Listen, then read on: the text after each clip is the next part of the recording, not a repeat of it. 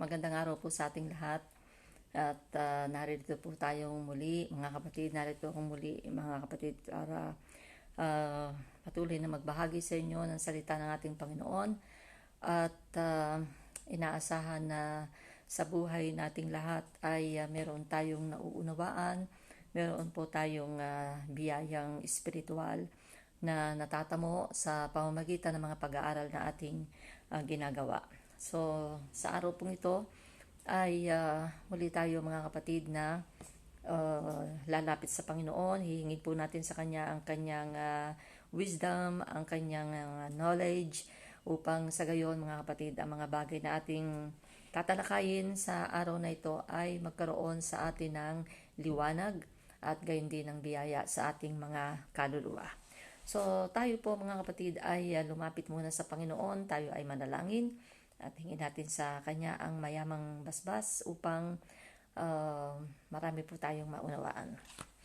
Ipikit po natin sa mandali ang ating mga mata, tayo dumulog sa ating Panginoon.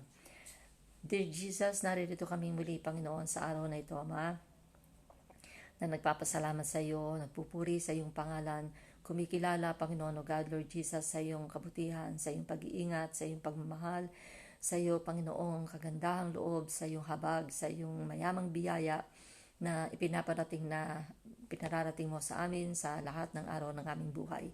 Salamat sa pag-iingat mo sa amin, sapagkat kami kinukulong mo, at ang buhay na ito, Panginoon, ay patuloy, O Diyos, na binibiyayaan mo. Samahan mo kaming muli, Panginoon, sa mga oras na ito upang sa pag-aaral namin ng mga salita mo at pagbabahagi nito, Panginoon, Lord God, ay patuloy na dumating sa amin ang iyong biyaya, ang pangunawa, at gayon din, O Diyos, higit sa lahat ay ang kaligtasan ng aming mga kaluluwa. Inaasahan namin, Panginoon, ang basbas mo, Diyos. Inaasahan namin ang mayamang pagpapala na ipasasapit mo sa aming mga puso at maging sa isipan ng aming puso, Panginoon, upang ang kaunawaan ay maghatid po sa amin, Panginoon, sa iyong banal na kaligtasan. Kami nanganganlong sa iyo, Ma, samantalang inihahatid namin ang mga panalangin ito na puno ng pagpapasalamat, kaluwalhatian at kapurihan na amin po, Panginoong, inihahatid at iniaalay sa iyo lamang pong banal na pangalan. Sa pangalan mo po, Jesus. Amen.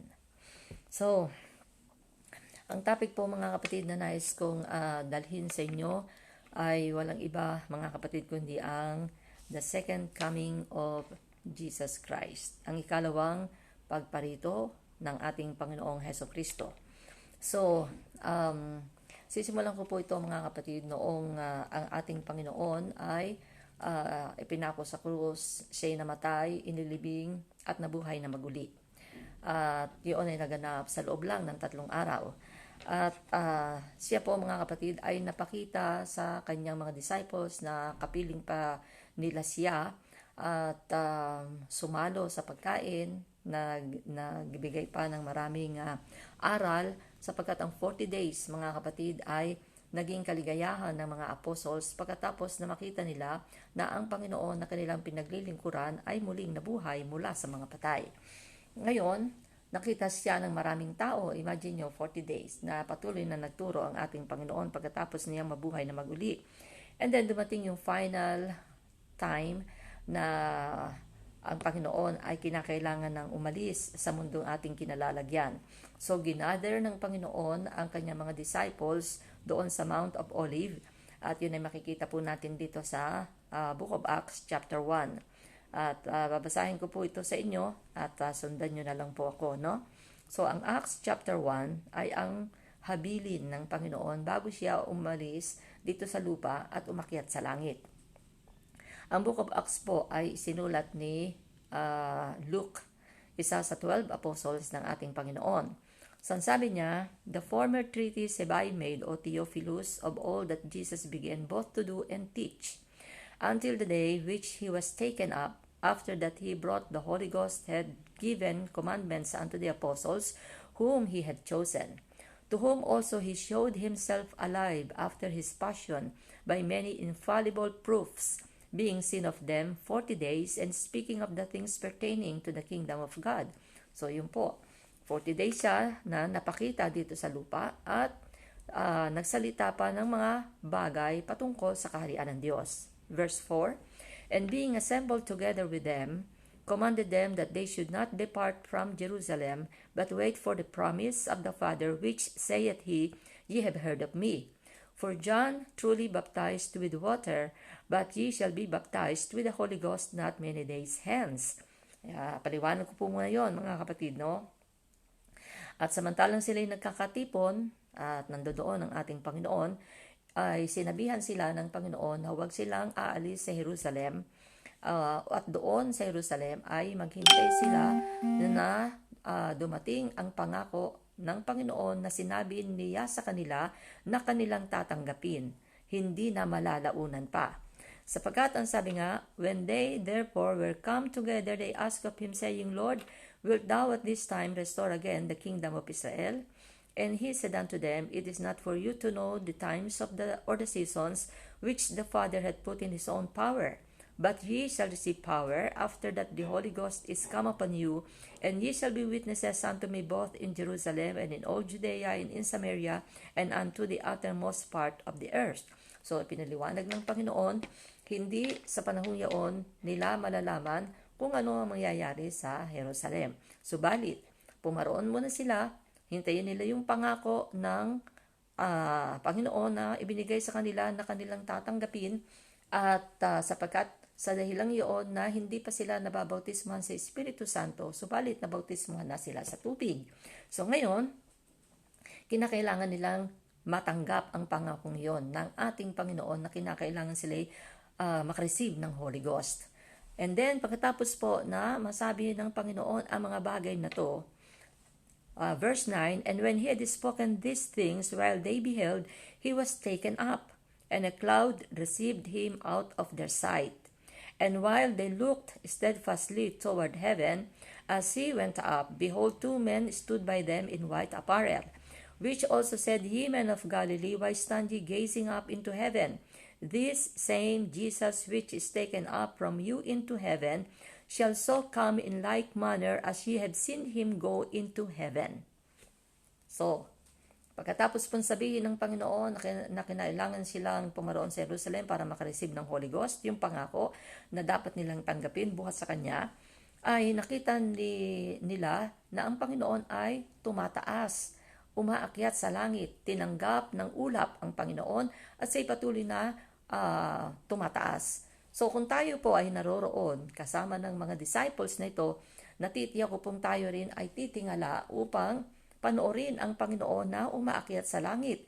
Sapagkat first time na makakakita tayo ng gayon na umaakyat sa langit. Hindi po natin magagawa yun. Pero ang Panginoon, kitang-kita nila na tumataas, umaakyat sa langit. Kaya sila nakatingala. At ang dalawang angels, mga kapatid, ay humarap sa kanila at sinasabi nila na, Kayong mga taga-Galilea, bakit ninyo tinitingnan ang Panginoon na umaakyat sa langit? Sapagkat kung paano ninyo siya nakikita na umaakyat sa langit, gayon din naman ninyo siya makikita na pumaparito. 1,000 years ago na ang lumilipas, mga kapatid. At hindi pa nangyayari ang sinabing yon ng Panginoon sa kanyang mga disciples na siya ay makikitang muli na pumaparito. Kaya ang topic po natin ngayon ay pinamagatang The Second Coming of Jesus Christ. Kung si Douglas MacArthur ay merong salitang I shall return, ang Panginoon po, mga kapatid, ay nangako din ng gayon na siya ay babalik. So, ngayon mga kapatid, no, nalaman po natin na gayon ang pangako. Tingnan po natin ang sinasabi ng banal na kasulatan sa book of Matthew chapter 24, 23 hanggang 27. No? Matthew 24, 23 hanggang 27. Ngayon, sabi niya po, mga kapatid, ay ganito. Then if any man shall say unto you, Lo, here is Christ, or there, believe it not. No? Binalikan po natin ang mga salita ng Panginoon.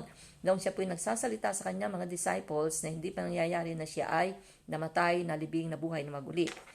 At ito po ang sinabi niya, bilang babala sa kanya mga disciples, na kung merong magsabi sa inyo na, narito ang Kristo, naroon siya, ay huwag daw nating paniwalaan. Yun ang sinabi ng Panginoon. For there shall arise false Christ and false prophets, and shall show great signs and wonders, insomuch that if it were possible, they shall deceive the very elect. Behold, I have told you before. Wherefore, if they shall say unto you, Behold, he is in the desert, go not forth. Behold, he is in the secret chambers, believe it not. For as the lightning cometh out of the east, and shineth even unto the west, so shall also the coming of the Son of Man be. So, hindi raw po ganon ang pagparito ng Panginoon, na makikita siya doon, makikita siya rito, nandoon sa chambers, nandoon siya sa kwarto, ay hindi raw po ganon. Kundi ang sabi, mga kapatid, sa 27, kung papaano ang kidlat ay dumarating sa silangan at lumiliwanag hanggang doon sa kanluran. So, ganun din anya ang pagdating ng anak ng tao. Ang ibig sabihin, yung pagbabalik niya. So, instruction ito sa mga anak ng Diyos patungkol sa kanyang pagparito.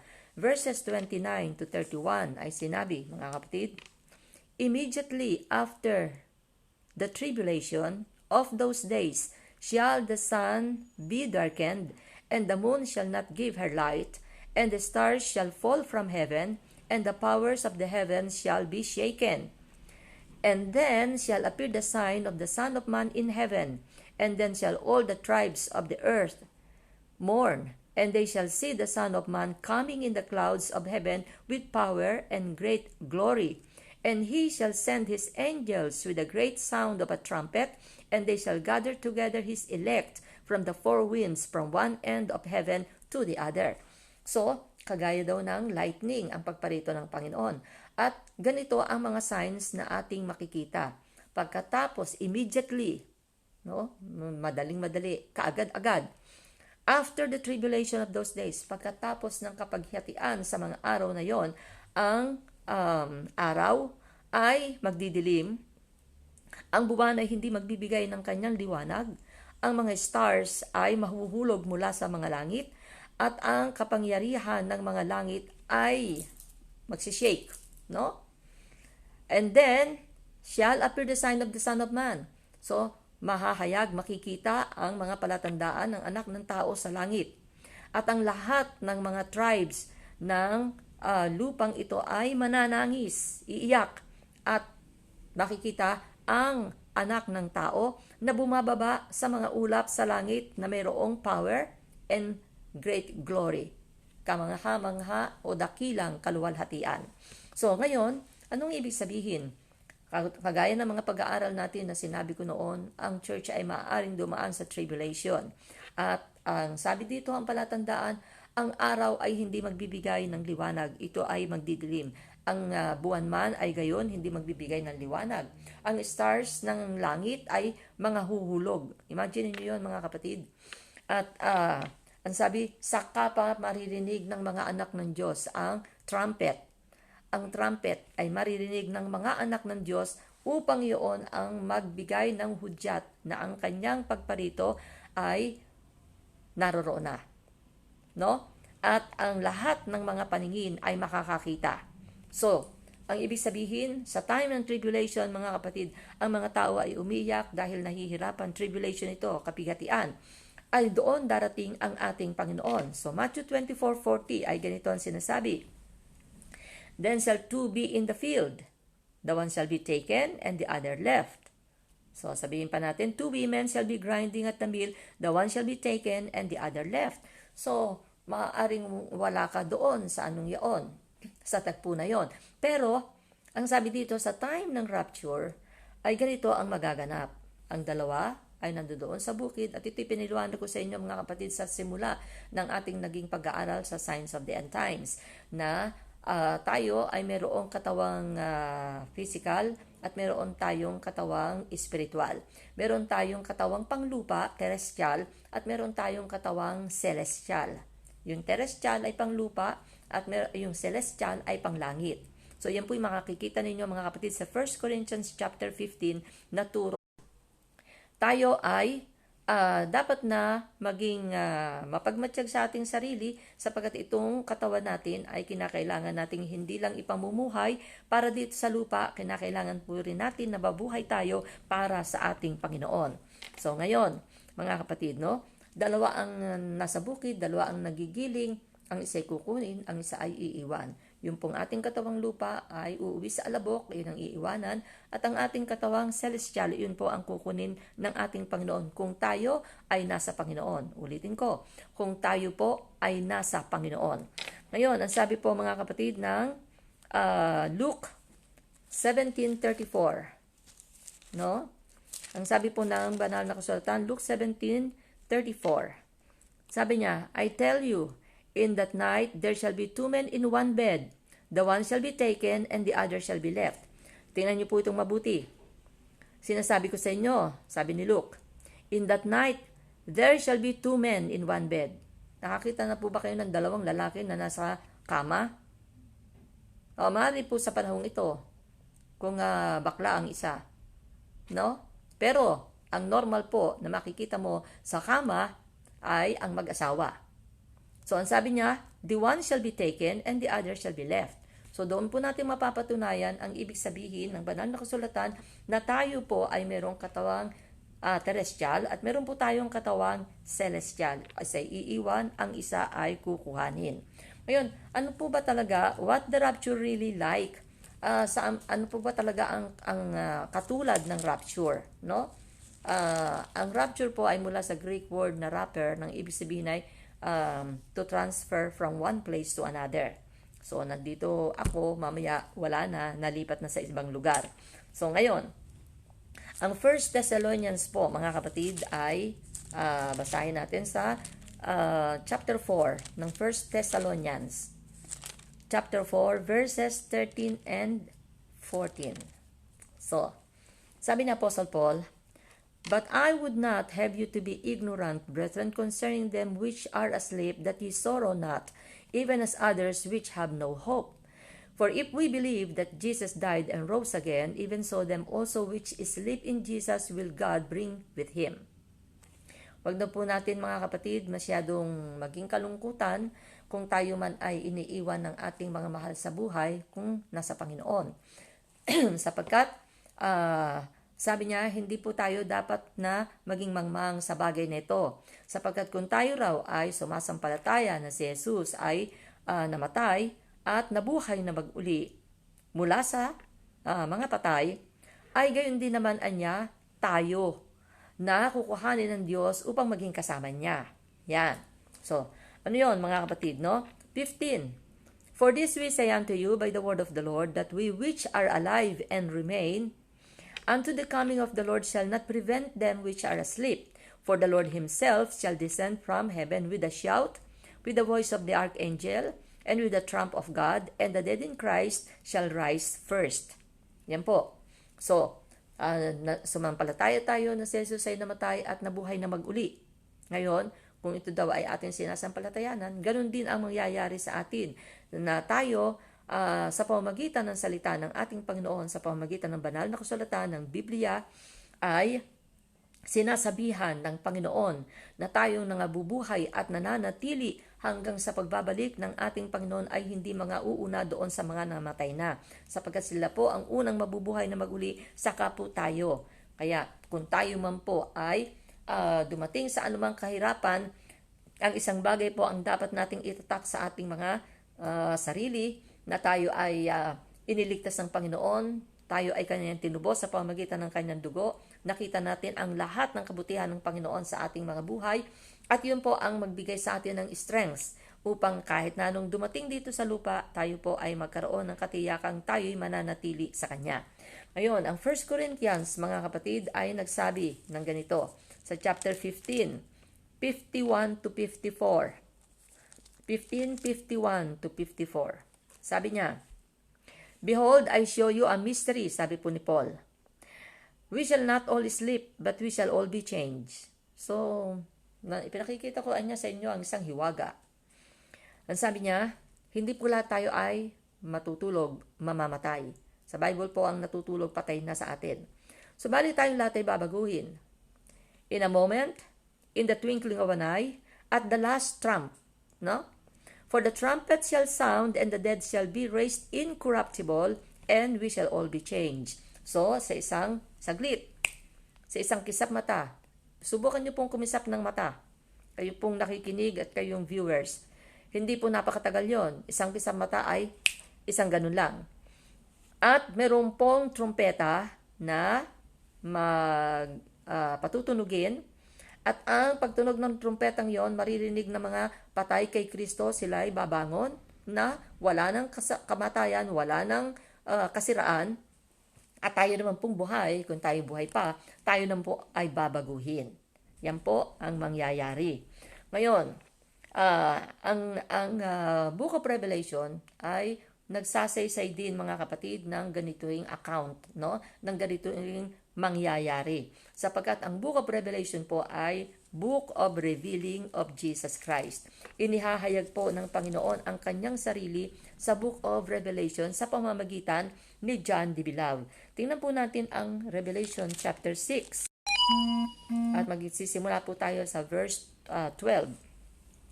Sabi po, and I beheld, si John po ang nagsasalita dito, si John the Beloved.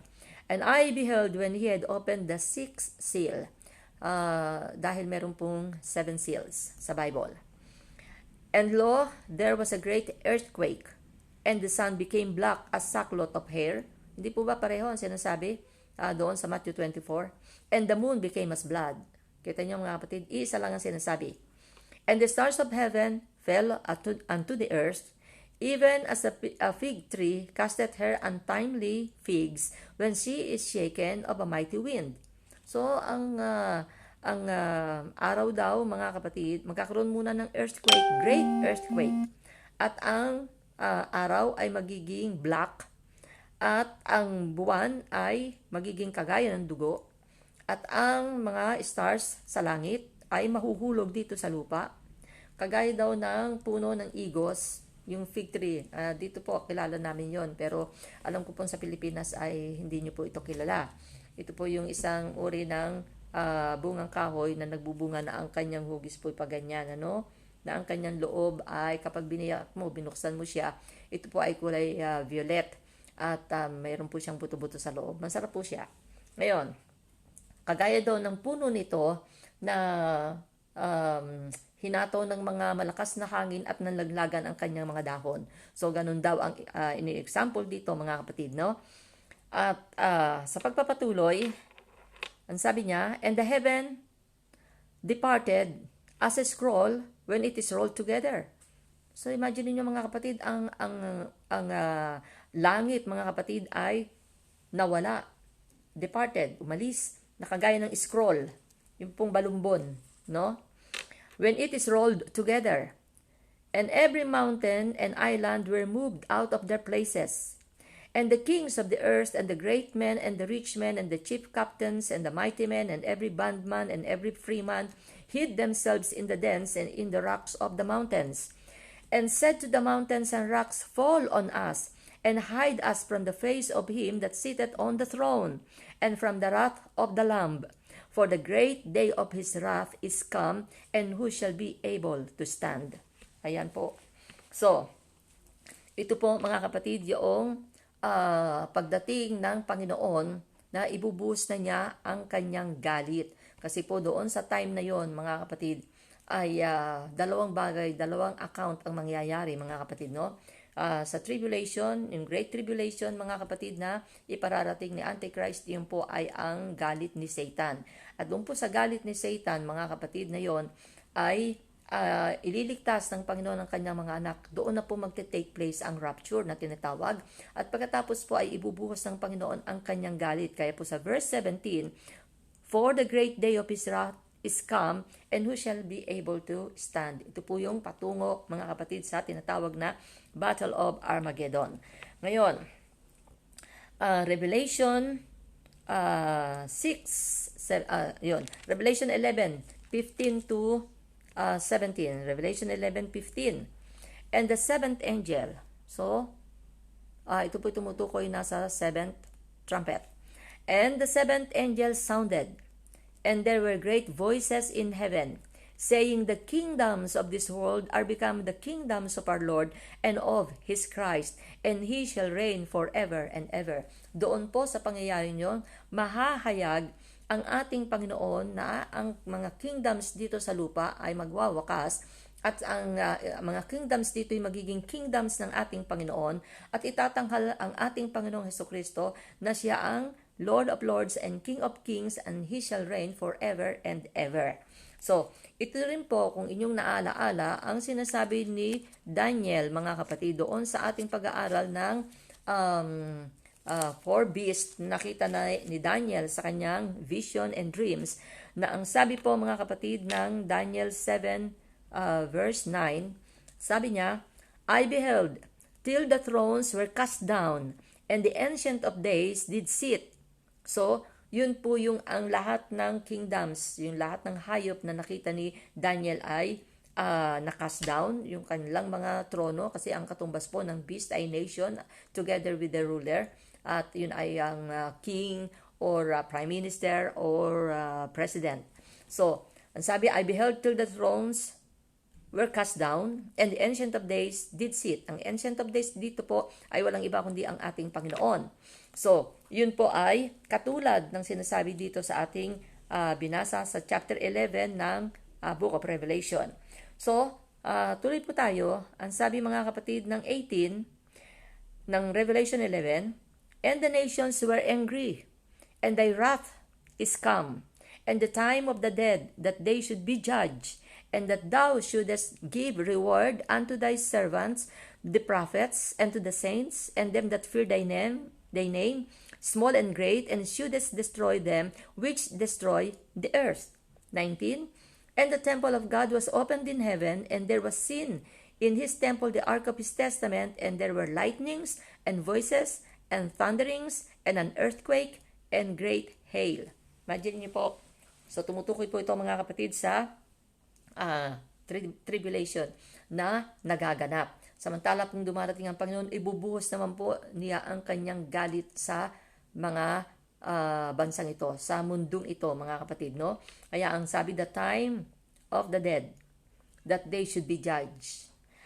Hanggang sa dumating po yung ang tao ay haharap sa white throne judgment sa harapan ng ating Panginoong Hesukristo upang, ang sabi dito, ibigay ang kanyang reward sa mga servants, sa prophets, sa mga saints na natatakot sa kanyang pangalan, small and great, maliliit at mga taong dakila o mga well-known, at wawasakin naman ng Panginoon ang mundong ito. Yan po ang mga bagay na magaganap. So, ito yung mga prophecies, mga kapatid, sa pagdating ng ating Panginoong Hesukristo. Ito yung mga bagay na mangyayari. Kukuhanin po ng Panginoon ang iglesia niya. Kaya nga po ang sabi ng Panginoon sa Matthew chapter 24 ay kung sino ang makapagtitiis hanggang sa wakas ay siya pong maliligtas. Kaya nga po sa matagal ng pangyayari mula doon sa cross ng Calvary hanggang ngayon po, napakatagal na po na pinag-aaralan natin ang kasaysayan ng ating Panginoon. Napakatagal na pong nag-evangelize ang Panginoon sa mundong ito. Nag-set po siya, mga kapatid, ng church. Lumikha siya dito ng church. Gumawa siya, nagtayo siya ng kanyang church. Naglagay siya ng apostles, prophets, ng fivefold ministry, evangelists, pastors, and teachers upang ang kanyang iglesia ay tumibay hanggang po sa pagbabalik ng ating Panginoon. Ngayon, may mga ipakikita po ako sa inyong mga account kung paano ang mangyayari na hindi po tayo dapat na hindi makaalam, kundi ang dapat po sa atin ay mabuksan ang ating unawa sa mga bagay na sinabi na ng Panginoon noong pa sa pamamagitan ng mga parable na sinaysay niya sa kanyang mga disciples nang siya kasalukuyang nagtuturo pa dito sa lupa kasama nila. Matthew chapter 13, mga kapatid, ay ganito ang kasaysayang sinabi ng ating Panginoon. Matthew 13:24, mga kapatid. Matthew 13, mula sa 24 hanggang 30. Another parable put he forth unto them, saying, The kingdom of heaven is likened unto a man which sowed good seed in the field. But while men slept, his enemy came and sowed tares among the wheat, and went his way. But when the blade was sprung up, and brought forth fruit, then appeared the tares also. So the servants of the householder came, and said unto him, Sir, didst not thou sow good seed in thy field? From whence then hath it tares? He said unto them, An enemy hath done this. The servant said unto him, Wilt thou then that we go and gather them up? But he said, Nay, lest while ye gather up the tares, ye root up also the wheat with them. Then 30, Let both grow together until the harvest. And in the time of harvest I will say to the reapers, Gather ye together first the tares, and bind them in bundles to burn them, but gather the wheat into my barn. Yan. So, nakita po natin ang parable, no? Ang ibig po sabihin ng parable, earthly stories with heavenly meaning. So, ang Panginoong pinagbigay ng halimbawa, isang parable sa atin. At ang sabi, meron daw isang mabuting tao na naghasik ng mabuting binhi. Pagkatapos noon, siya nagpahinga. Sa time na siya nagpapahinga, meron pong masamang tao na naghasik naman ng masamang binhi sa same field na pinaghasikan ng mabuting tao ng mabuting binhi. So, habang tumutubo po yung binhi na ipinunla doon sa bukirin, ay napansin po ng ng taong ito na ang binhi ay merong kasamang iba na tumutubo at yun po ay ang damo. So, dito po yung wheat ay yung trigo kasi sa atin po palay. Okay? No? So, gamitin natin ang palay para hindi kayo malito. So, nagpunla ng palay and then, nang tumupo, hindi lamang palay ang nandoon kung hindi may damo. At ang sabi ng servants ng lalaking to, Sir, hindi ba ang mabuting binhi ang iyong ipinunla? How come na mayroong mga damo na tumubo kasama niya? Gusto mo ba na lumusong kami doon para alisin namin yon? Ang sagot ng lalaking mabuti, sabi niya, ang kaaway ang gumawa nito na nagpunla ng masamang binhi. Hayaan natin na tumubo sila pareho. Huwag kayong lumusong sapagkat kapag kayo lumusong para alisin ang damo, hindi maaaring hindi magkakaroon ng pagkawasak doon sa mga palay na naitanim. Maaaring mayapakan yon, maaaring mamatay ang iba. So, hayaan nyo niya na tumubo sila pareho, yung palay at saka yung damo, sapagkat mayroong panahon ng pag-aani. At sa panahon ng pag-aani, ihihiwalay ang palay at ihihiwalay ang damo. Ang damo ay susunugin at ang palay ay ilalagay doon sa kamalig. So, ngayon, ano po ang kahulugan ng mga parable na ito na itinuro ng Panginoon sa kanyang mga disciples? Tingnan po natin ang verse 37. Sapagkat sa 36 ay nagtanong po ang kanyang mga disciples sa kanya kung anong kahulugan ng parable na sinabi niya. 37, He answered and said unto them, He that soweth the good seed is the Son of Man. So, yung lalaki na nagtanim ng mabuting binhi ay wala pong iba kundi ang Panginoon. The field is the world. Ang bukid naman ay katulad ng mundong ito. The good seed are the children of the kingdom. Yun namang mabuting binhi ay yung po yung mga anak ng Diyos, yung pong sumasampalataya ngayon sa Kanya, yung pong nabubuhay ngayon para sa Kanya, children of the kingdom. But the tares are the children of the wicked one. Pero yung pong mga damo ay kagaya po ng mga makasalanan. Yung pong hindi naniniwala sa Kanya, hindi po naniniwala sa Ebanghelyo ng ating Panginoon o sa Biblia. The enemy that sowed them is the devil. Yung kaaway na nagpunla sa kanila, no, sa mga damo, sa mga unbeliever, ay walang iba kundi ang diablo. Ang harvest is the end of the world. Sabi dito, ang pag-aani ay ang katapusan ng mundong ito. And the reapers are the angels. At ang mga aani ay walang iba kundi ang mga angels.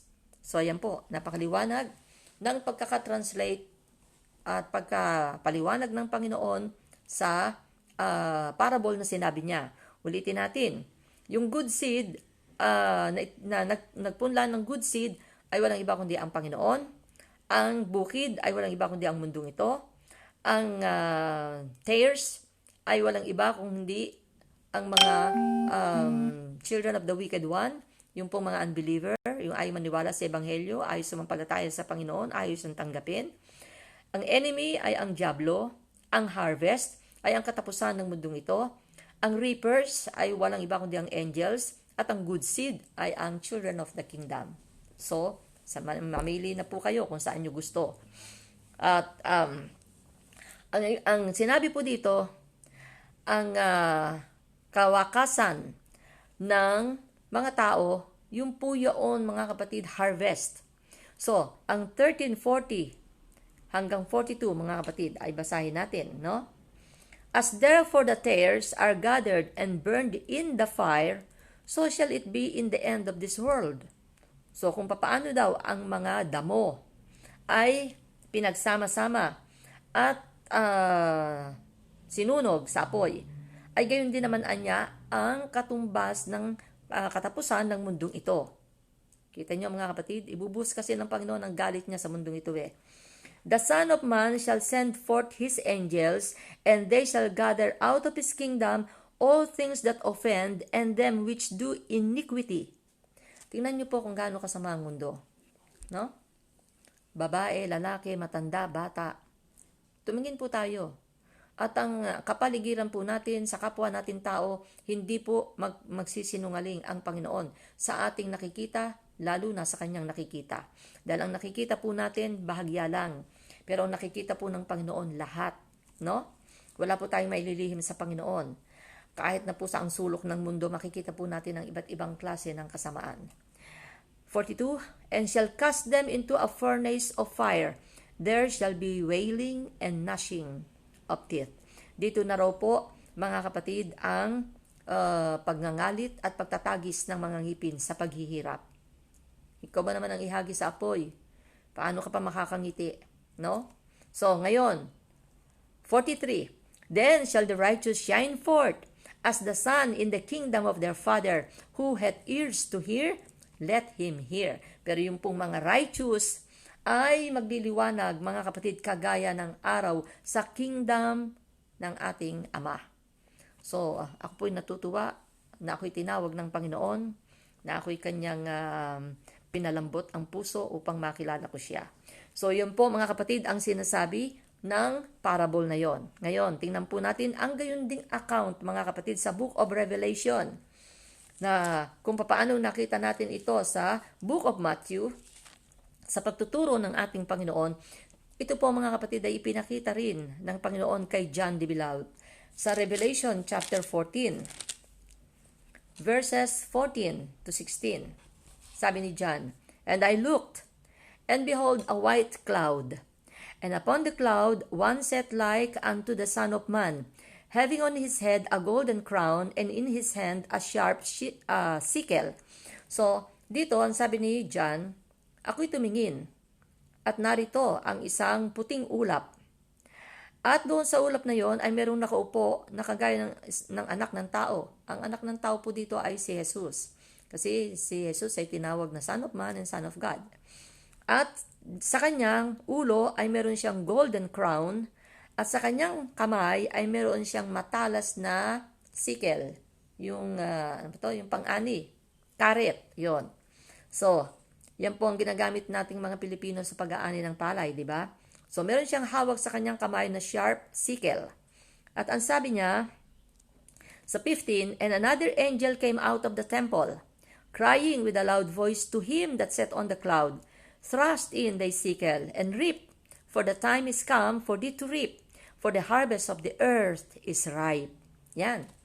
Meron pong isang angel mula doon, mga kapatid, sa temple, na sumigaw ng isang malakas na tinig sa kanya, sa ating Panginoon.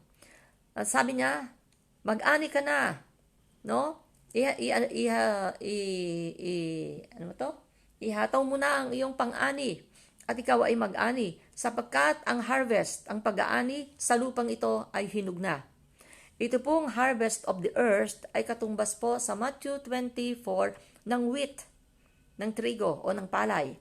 So, ang aanihin po dito ay ang mga anak ng Diyos. Ngayon, tingnan po natin, mga kapatid.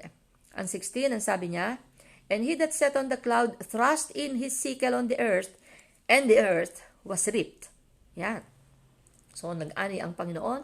Ito po yung pagkuha ng Panginoon sa kanyang church.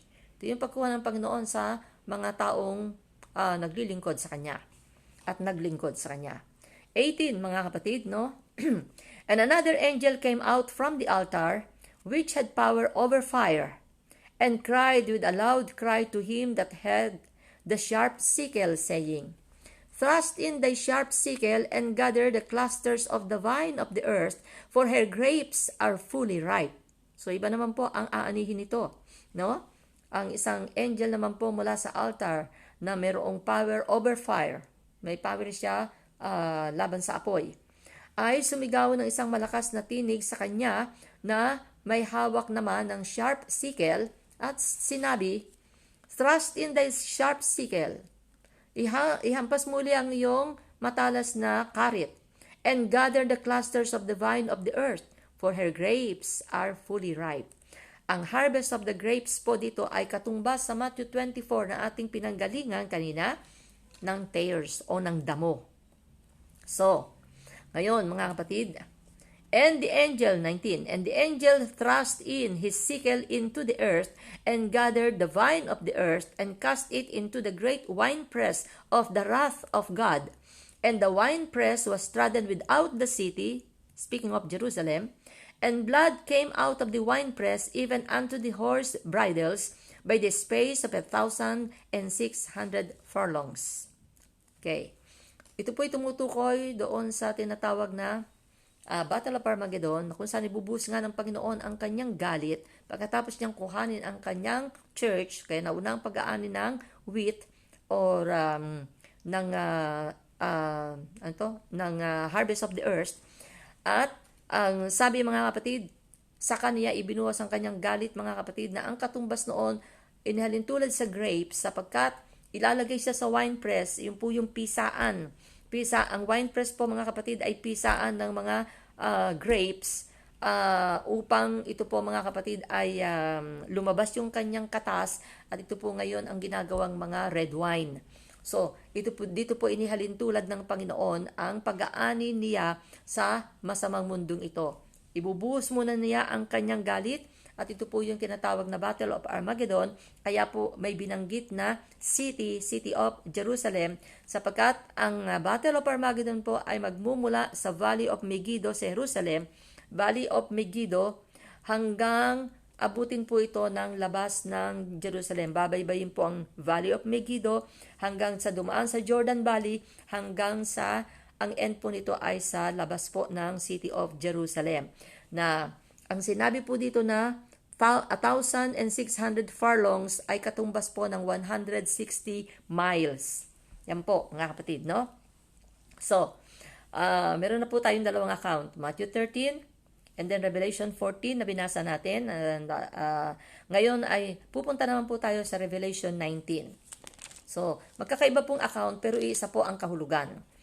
Revelation 19, verse 8 and 9, sabi niya, "And to her was granted that she should be arrayed in fine linen, clean and white, for the fine linen is the righteousness of the saints."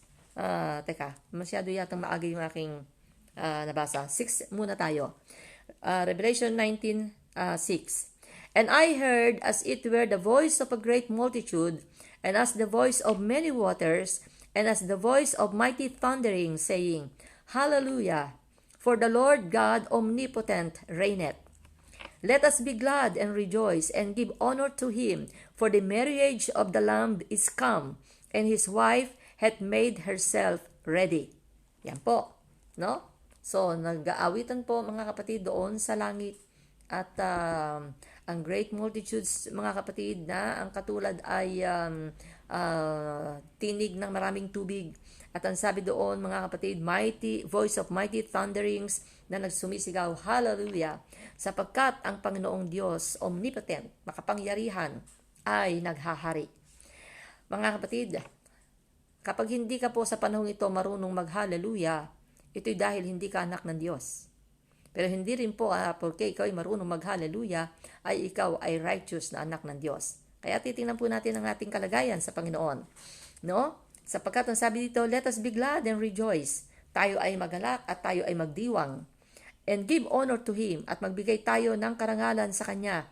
Sapagkat ang marriage of the Lamb, ang kasalan ng kordero, ay dumating na. At ang kanyang wife ay naghanda na sa kanyang sarili. Ayan. Ngayon, ang church mga kapatid sa sa banal na kasulatan ay tinatawag pong bride ng ating Panginoong Hesukristo. So, siya po yung ating bridegroom, ang church po ay nagiging bride ng ating Panginoon. So, kagaya po ng sinabi sa Revelation chapter 5 verse 10, ang sabi po doon, and has made us unto God kings and priests, and we shall reign on the earth. So, pagkatapos po ng marriage na yon ng church sa kanyang bridegroom sa Kordero, ang ating Panginoong Hesukristo, tayo po ay magiging kagaya ng kings and priests, and we shall reign on the earth. At tayo ay maghahari kasama niya dito po sa lupa, sapagkat meron pong inilalaan ang Panginoon sa kanyang bride na 1,000 years reign with Christ dito po sa lupa, na tinatawag pong millennial reign. Ngayon, bumalik po tayo mga kapatid doon sa Revelation chapter 19, verse 8 and 9. And to her was granted that she should be arrayed in fine linen, clean and white, for the fine linen is the righteousness of the saints. Kita niyo po yon mga kapatid. Sapagkat doon sa babae, sa church, mga kapatid, ay ignorant sa kanya na siya ay mabihisan, no, magayakan ng fine linen. Ang ibig daw po sabihin noon, yun po yung magandang kagayakan ng bride, no? Kita niyo naman po, imagine niyo ang isang ikakasal. Talaga pong napakaganda ng isang babaeng ikakasal. So, ang sabi niya, ang fine linen ay, ang kahulugan ay righteousness of God. Kaya nga po, mga kapatid, kinakailangan tayo ay mayroong pagbabagong buhay kapag po tayo ay tumatanggap sa ating Panginoon. At hindi po tayo makakapamuhay ng matuwid kung wala po tayong karanasan sa baptism ng Holy Spirit. Kaya po ibinibigay ng Panginoon ang Holy Spirit niya sa atin para po tayo makapamuhay ng tama para sa Kanya. Kasi kung tayo lang po sa sarili natin, hindi po natin kayang magpakatuwid. Kaya po kailangan natin ang Espiritu ng ating Panginoon. So ang fine linen ay ang righteousness ng ating Panginoon na ini-impute sa atin, inilalagay niya sa atin para tayo ay maging holy sa paningin ng ating Panginoon. So, verses 11 and 12. And I saw heaven opened, and behold, a white horse, and he that sat upon him was called Faithful and True, and in righteousness he doth judge and make war. Yan po. So, nakita na ni John the Beloved ang ating ang langit na nabuksan, at narito ang sabi niya, ang isang puting kabayo, at merong nakaupo doon na ang kanyang pangalan ay Faithful and True. Ito po ay walang iba kundi ang ating Panginoon. At sa katuwiran, sabi niya, in righteousness he doth judge and make war. So sa kanyang katuwiran ay humahatol siya at siya ay nakikipagdigma. Bakit kanino siya makikipagdigma, by the way? Para po sa Israel. Dahil sa tempo ng Armageddon ay kukuhanin niya ang kanyang iglesia, pero ipagtatanggol niya ang kanyang chosen people, ito po ay ang Israel. Ngayon, bakit po sinabing faithful and true and in righteousness? He shall judge. No? He doth judge. Ang sabi po ng paboritong versikulo ng buong mundo, but seek ye first the kingdom of God and His righteousness, and all these things shall be added unto you. Kaya nga po, hindi lamang po tayo hahanap ng kaharian ng Diyos. Kung hindi mabubuhay po tayo, hindi sa sarili nating katuwiran, kung hindi sa katuwiran din po ng ating Panginoon. Maaaring matuwid po ang ating mga sinasabi, pero hindi po lahat ng ating katuwiran ay karapat-dapat sa ating Panginoon. Kaya kailangan po nating malaman kung ano ang katuwiran meron ang Diyos, at yun po ang ating gagawin sa pamamagitan po ng pag-aaral ng kanyang mga salita. Malalaman natin yon at mabuhay tayo para sa Kanya. At sa kanyang kahatulan, mga kapatid, ay hahatol siya sa pamamagitan ng kanyang katuwiran. Ginawa mo ba ito? Naganap mo ba ito, mga kapatid? So, ano ikakatuwiran natin kung ang ginagawa natin dito sa lupa ay katuwiran natin? Kailangan po nating malaman ay ang katuwiran ng ating Panginoon. 12. His eyes were as a flame of fire. Sa panahon po ng kanyang galit na ibubuhos dito sa lupa, ito po ang kanyang magiging anyo. Ang kanyang mga mata ay kagaya ng naglalagablab na apoy. And on his head were many crowns, and he had a name written that no man knew, but he himself. Yan po. So, ang kanyang mga mata ay naglalagablab na apoy at sa kanyang ulo ay napakarami ng crowns at mayroong nakasulat at ang nakalagay doon ay hindi nalalaman ng kahit sino mang tao, siya lang ang nakakaalam. Okay, so, ang sabi po mga kapatid ng 14, and the armies which were in heaven followed him upon white horses, clothed in fine linen, white and clean. So, may armies ang Panginoon na magiging kasama doon sa langit na sumusunod sa Kanya, na nandoon sa mga white horses na nadaramtan ng fine linen, white and clean. Ito na po yung church na kinuha niya. So, ngayon, mga kapatid, no? 14, ay gayon ang sinasabi. At ang sabi po mga kapatid, sa 13, and he was clothed with a vesture dipped in blood, and his name is called the Word of God. Yan. Ang pangalan daw po niya ay Word of God, salita ng Diyos. Hindi po ba mga kapatid, ang Bible ay tinatawag na salita ng Panginoon? Ngayon, ang sabi po ng John 1:1, in the beginning was the Word, and the Word was with God, and the Word was God. Verse 14, John 1:14, and the Word was made flesh. Ang salita ay nagkatawang tao, and dwelt among us, and we beheld His glory, the glory as of the only begotten of the Father, full of grace and truth.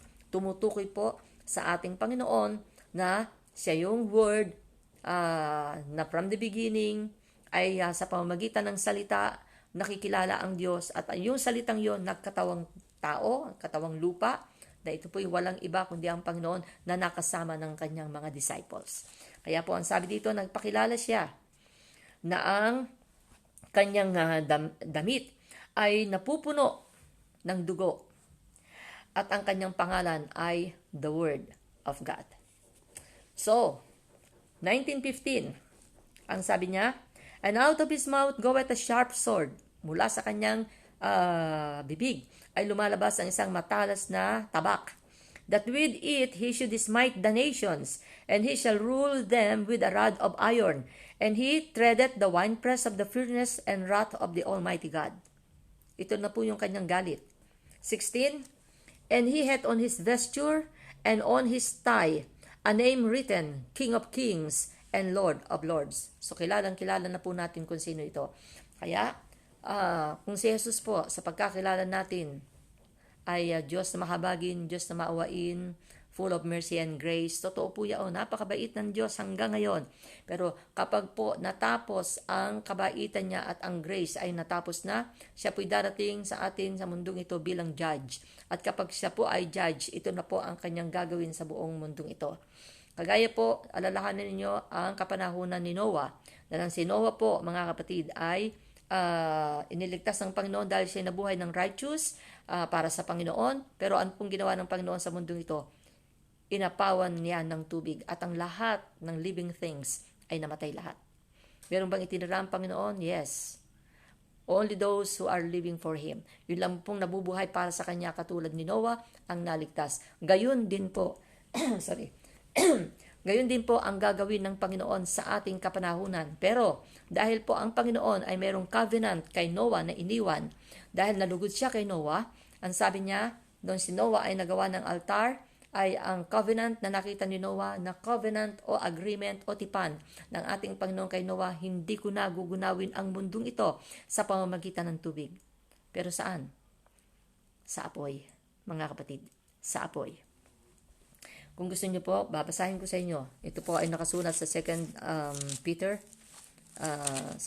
chapter 3. Ang sabi ni Apostle Peter, mga kapatid, no? Knowing this first, ako bumabasa mula sa 2 Peter chapter 3 verse 3. Knowing this first, that there shall come in the last days scoffers, walking after their own lust, and saying, where is the promise of his coming? For since the fathers fell asleep, all things continue as they were from the beginning of the creation. For this they willingly are ignorant of, that by the word of God the heavens were of old, and the earth is standing out of the water and in the water, whereby the word that then was, being overflowed with water, perished. But the heavens and the earth, which are now, by the same word are kept in store, reserved unto fire, against the day of judgment and perdition of ungodly men. Nakita niyo po? So, ang sabi po ni Peter, maalaman muna natin ito, na sa mga huling kapanahunan, sa mga huling araw, darating ang mga manunuya, nasaan ba yung pangako ng Panginoon na siya ibabalik? Mula nang lalangin ang sanglibutang ito, nandyan naman lahat ang kanyang nilikha. Namatay na yung aming mga ama, ganun pa rin naman ang anyo ng mundo. Subalit, hindi sila nakakaunawa kung papaanong hindi nila naaalaala at maaaring hindi nila alam na merong kasaysayan ng mundong ito kung papaano sa kapanahunan ni Noah, binanggit dito mga kapatid, no? The heavens were of old and the earth standing out of the water and in the water. Ito po'y tumutukoy doon sa panahon ni Noah, whereby the world that then was being overflowed with water perished. So yun po yun, na ipinaalala sa atin ni Apostle Peter. Subalit, ang sabi niya, but the heavens and the earth which are now, ang langit at ang lupa sa ngayon, by the same word, sa pamamagitan din ng gayong salita, are kept in store, nakatabi lang, no? Reserved, nakareserba, unto fire, sa apoy, against the day of judgment and perdition of ungodly men, laban sa araw ng kahatulan at sa kapahamakan ng masasamang tao. Mga kapatid, siguro sabi nyo, hindi naman ako masama. Well, sounds good. Pero ang tanong, ligtas ka ba? Ikaw ba'y nakakilala sa Panginoon? Tinanggap mo ba ang Panginoon sa buhay mo bilang sarili mong tagapagligtas? Pinakinggan mo ba ang kanyang tinig na sinasabi niyang, except a man be born again in water and in the Spirit, he cannot enter into the kingdom of God. Hindi po tayo pwedeng mga tuwiran ng sarili nating katwiran, kagaya po ng aking sinabi at sinabi ng banal na kasulatan. Katwiran po ng ating Panginoon ang ating susundin kung talagang gusto natin ng walang hanggang buhay at nang magmana tayo ng langit na ating pinakaaasam. At sa panahon po, mga kapatid, doon sa Revelation 19:19 na binabasa, Revelation 19 na ating binabasa, mga kapatid, ang karugtong po yun, nagpakilala po ang Panginoon, samantalang ibinubuhos niya ang galit na siya ay King of Kings and Lord of Lords, at ibubuhos ng Panginoon ang lahat, mga kapatid. Anyayahan pa niya ang mga pangalan to, ibon sa himpapawid, upang ang mga tao sa araw na yon ay kainin ng mga ibon sa himpapawid. Ibibigay po na pagkain sa mga ibon sa himpapawid ang mga tao sa time ng galit ng ating Panginoon. At sinasabi niya na magpakabusog kayo. Yan po ay ang karugtong 17, mga kapatid, hanggang 18. 19. Ang sabi mga kapatid, and I saw the beast and the kings of the earth and their armies gathered together to make war against him that sat on the horse and against his army. Ito po yung lalaban ni Antichrist at ng Panginoon. Ng army ni Antichrist, ng army ng Panginoon. No? At ang sabi niya mga kapatid dito, sa 20, and the beast was taken, and with him the false prophet. So, kilala na po natin ito dahil pinakilala ko na sila sa inyo. Ang beast ay walang iba kundi sa Antichrist. With him, the false prophet, yung pong false prophet, yung magbaback up sa kanya, that wrought miracles before him, with which he deceived them that have received the mark of the beast and them that worship his image. These both were cast alive into a lake of fire, burning with brimstone. So, yun po ang kanilang magiging wakas.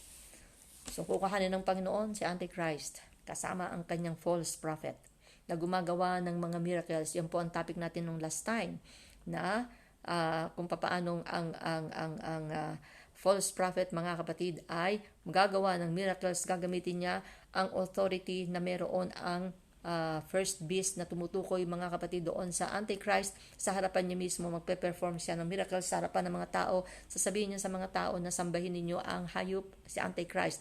Ang hindi sumamba, papatayin. So, sa ending ng kanilang istorya, mga kapatid, kukuhanin sila ng Panginoon at si false prophet, at itatapon sila ng buhay ng Panginoon sa lake of fire, burning with brimstone, sa naglalagablab na asupre. So, yan po ang kanilang magiging wakas. Tao po sila, imagine niyo, hindi po sila spiritual na na espiritu na hindi nakikita. Imagine mo, ikaw ay tao, kung ikaw si Antichrist, kung ikaw ang false prophet ngayon. Ihuhulog ang buhay ng Panginoon sa lake of fire. Ano ang magiging pakiramdam mo? Magagalit ka sa Panginoon? Magalit ka hanggang gusto mo. Sumpain mo ang Panginoon hanggang gusto mo. Pero ang wakas ng iyong pupuntahan, hindi mo na, wala ng katapusan. At ito po ay dahil ito'y galit na ng Diyos. Mga kapatid, habang ang biyaya ng Panginoon ay nandito pa, habang ang pagmamahal ng Panginoon ay pwede pa nating maramdaman. Napakasarap pong maramdaman ang pag-ibig ng Diyos. Napakasarap pong manalangin na nandoon ang presensya ng Panginoon. At napakasarap damahin na ang biyaya ng Panginoon, mga kapatid, ay nalalasap ng tao hanggang ngayon. Kaya habang narito pa ito, inaanyayahan po namin kayo, tanggapin nyo ang Panginoon. Isuko ninyo ang inyong mga sarili. Maranasan ninyo ang napakatamis na karanasan sa presensya ng ating Panginoon. At mahabag kayo sa inyong mga kaluluwa. Huwag po tayong maging sobrang napakapanatiko na dito na ako. Hanapin po natin yung katotohanan. Kung nasaan ka mang denomination, yung ating mga pag-aaral, tingnan mo. Tingnan mo kung yung binabasa. Binibigay ko po sa inyo ang lahat ng verses. Inuulit ko para inyo pong matandaan. Kung hindi nyo pong matandaan, pwede nyo pong ulitin ang live streaming na ito para inyo pong makita, makuha. At i-take note nyo, basahin nyo sa sarili ninyo. Saka po ninyo tanungin ang inyong sarili, nasaan na nga ba ako? Dahil kapag dumating po ang Panginoon, isang beses lang po ang rapture, mga kapatid. Isang beses lang ang pagdating ng Panginoon. At alalahanin ninyo, mga kapatid, tayo ay hindi Hudyo. Tayo ay Hentil. Tayo Gentiles, mga kapatid, no? Ang atin lang pong chance, mga kapatid, dito sa lupa ay walang iba kung hindi ang rapture. At pagkatapos po ng rapture, ibabaling na ng Panginoon ang kanyang pansin sa mga Hudyo. Kaya nga doon sa Battle of Armageddon, ang Battle of Armageddon ay magaganap sa Israel. Hindi naman po tayo pupunta sa Israel. Pero may magaganap po na kapighatian dito sa lupa sa buong mundo. No? Dahil magiging one world government, baka hindi nyo po nakukuhang mabuti, magkakaroon po ng one world government, pamumunuan po ni Antichrist, ibaback up ni false prophet, sila po maghahari sa buong mundo. Kaya po merong kapighatian ang lahat ng tao dito sa mundong ito. Kanina lang ay nakareceive ako, mga kapatid, ng message, no? At ang message na yon, sabi niya sa akin, bakit kaya sinasabi ni Presidente Duterte na tumutukoy siya sa Russia at saka sa China? Magiging communist kaya ang Pilipinas? Nasabi ko, possible. Possible na mangyari. Bakit? Mga kapatid. Alam natin, mga kapatid, na ang ating president ay nakipagkaibigan sa China. At napakaraming Chinese, mga kapatid, sa atin sa Pilipinas. Hindi na nga makita Pilipino eh. Hindi mo na malaman ng Pilipino at saka ang Korea at saka ang Chinese. Nakikita mo na lang sa kulay. Kasi iba ang kutis ng Pilipino, sila makikinis. Tayo, mga kapatid, ay, magaganda naman tayo.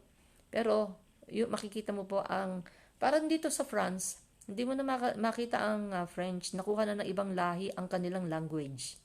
No? Pero nasaan ang mga French? No. Iba't ibang klase na ng tao ang naririto. Ang lahat ay nagsasalita ng Fransese. Pero, nasaan ang French? So, ang mundong ito, mga kapatid, nananakaw na ni Antichrist. At hindi natin namamalayan. Isang araw, mga kapatid, tayo magugulat na lang. Ano na lang ang kapaghatian na bubulaga sa atin. Kaya, inaanyayahan ko po kayo.